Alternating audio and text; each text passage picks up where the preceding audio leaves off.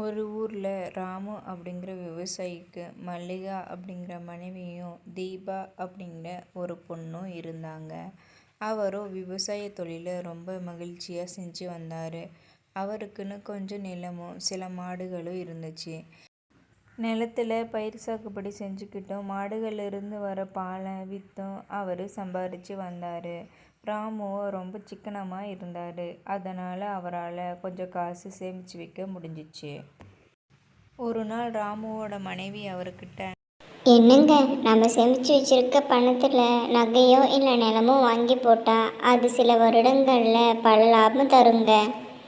இங்கே பாரு மல்லிகா, நீ வீட்டு வேலையை பார்க்குறதோடு இருந்துக்கோ. என்கிட்ட நீங்கள் இப்படி பண்ணுங்க அப்படி பண்ணுங்கன்னு சொல்கிற வேலையெல்லாம் வச்சுக்காத. அந்த பணத்தை நான் என் நண்பர் சுப்பையா கிட்ட கொடுக்க போகிறேன். அதில் இன்னும் அதிகமாக லாபம் கிடைக்கும்.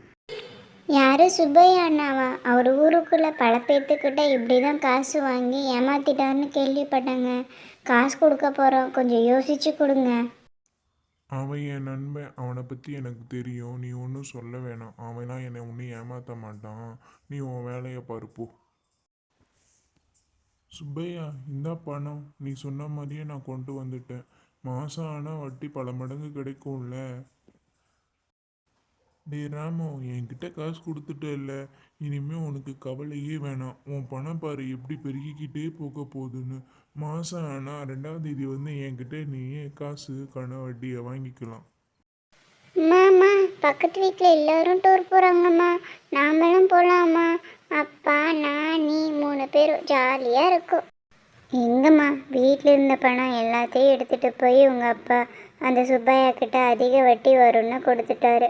உன் அப்பா வந்த உடனே நீ கேளு. இப்போவா அம்மா, உனக்கு பிடிச்ச சப்பாத்தியும் கடலை குருமாவும் செஞ்சுருக்கேன், சாப்பிட்லாம். பாப்பா, நம்ம பக்கத்து வீட்டில் இருக்க எல்லோரும் டூர் போகிறாங்கப்பா, நம்மளும் போகலாம், ஜாலியாக இருக்கும். அடுத்த வருஷம் கண்டிப்பாக டூர் போகலாம் தீபா. நீ இப்போ சாப்பிடு.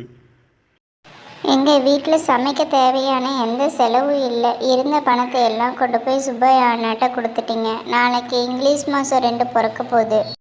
நாளைக்கு அவர்கிட்ட வட்டி காசையாவது வாங்கிட்டு வாங்க.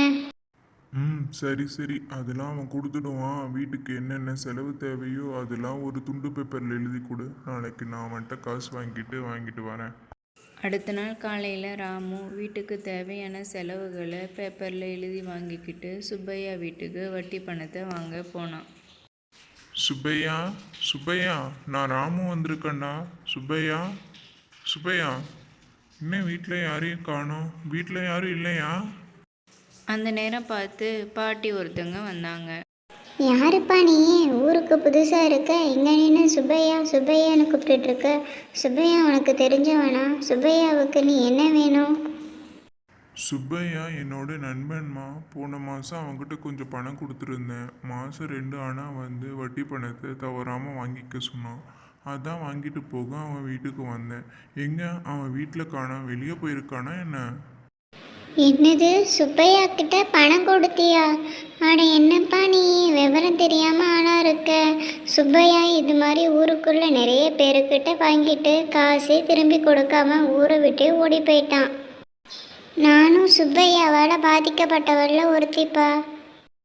ஐயையோ, என்னம்மா சொல்கிறீங்க? நான் வீட்டில் சேமித்து வச்ச காசு எல்லாம் அதிக வட்டி கிடைக்கும்னு கொஞ்சம் கூட செலவுக்கு வீட்டில் விற்காம எல்லாம் இவங்கிட்ட கொடுத்தனே, எல்லாம் போச்சு. இப்போ நான் என்ன பண்ண போகிறேன்? அந்த பணம் எல்லாம் முதல்ல வயலில் போட்ட மாதிரி தான்மா. இனிமேல் திரும்பி வரும்லாம் எதிர்பார்க்க முடியாது. இனிமையாவது இது மாதிரி ஆளுங்கிட்ட ஏமாறாமல் நம்ம இருந்துக்கணும். போய் இனிமையாவது ஏமாறாமல் இரு. ராமு சோகத்தோட தன்னோட வீட்டுக்கு போனான். அப்போ உங்கள் மனைவி, என்னங்க, செலவுலாம் வாங்கிட்டு வர சொன்னேன், எதுவுமே வாங்கிட்டு வராமல் வந்திருக்கீங்க.